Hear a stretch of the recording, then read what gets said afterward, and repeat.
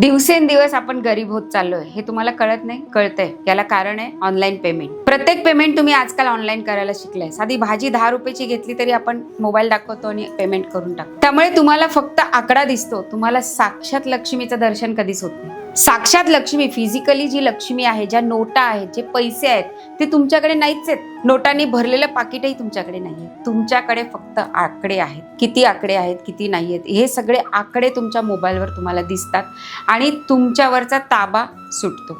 कारण तुम्हाला असे नोटा मोजून पैसे द्यावे लागत नाही. त्यामुळे तुम्हाला कळतच नाही की तुम्ही खर्च किती करता आणि याचा परिणाम आपल्या संपत्तीवर होतो किंवा पगारावर होतो. पगार का पुरत नाही? पगार न पुरण्याला हे पण एक कारण आहे की ऑनलाईन पेमेंट. पूर्वीच्या काळी 4-4 मुलं असताना सुद्धा आई बाबांनी चांगला संसार केलेला आहे, कारण त्यांच्या हातात नोटा होत्या, पैसे होते. एखाद्याला देताना विचार करून पैसे दिले जात असत. आता तसा विचार नाही होत. पैसे जातात आणि त्याच्यातूनही जर लक्ष्मी नाराज झाली ना, तर 100 रुपयाच्या ऐवजी 1000 रुपये जातात तुमच्याकडून. मंडळी, ही जर सुधारणा आपल्याला करायची असेल तर तुमचा जेव्हा पगार होईल तेव्हा तो पगार जरी ऑनलाईन पेमेंट करून तो बँकेत गेला तरी तो तुम्ही काढून आणा. तो घरी काढून आणा, तुमच्या देवाऱ्यावर ठेवा. कारण ही पूर्वापार पासून चालत आलेली आपली भारतीय परंपरा आहे. पण लक्ष्मी घरात आणा. पैशाच्या रूपात असलेली लक्ष्मी तुमच्या घरात येणं अतिशय आवश्यक आहे. यामुळे तुमची लक्ष्मी स्थिर राहायला, तुमचा पगार तुम्हाला पुरण्यासाठी मदत होईल.